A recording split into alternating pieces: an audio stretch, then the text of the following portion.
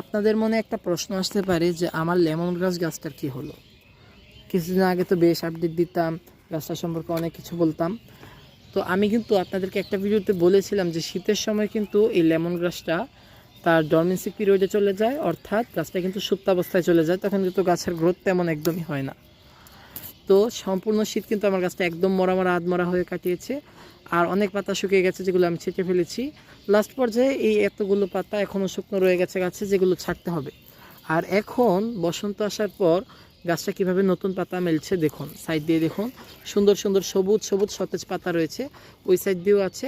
মাঝখান দিয়ে যেগুলো শুকনো পাতা সেগুলো হচ্ছে পুরনো গত বছরের পাতা, সেগুলো কিন্তু ছেঁটে ফেলে দিলেই গাছটা একদম নতুনের মতন হয়ে যাবে। আর যেহেতু আমরা এর থেকে পাতা কালেক্ট করে খাই, এছাড়াও এটা কিন্তু রেগুলার পাতা তৈরি করে, এই কারণে এর প্রচুর নাইট্রোজেন লাগে।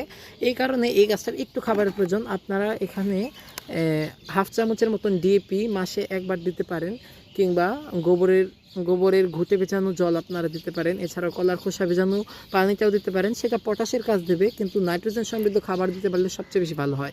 ইউরিয়াটা একটু অ্যাভয়েড করার চেষ্টা করবেন। নর্মালি ইউরিয়াটা কিন্তু গাছের, অন্তত ছাদ বাগানের টবে ব্যবহারের জন্য নয়। ডিএপি বা টিএসপি আপনারা এই টাইপের সারগুলো ব্যবহার করতে পারেন।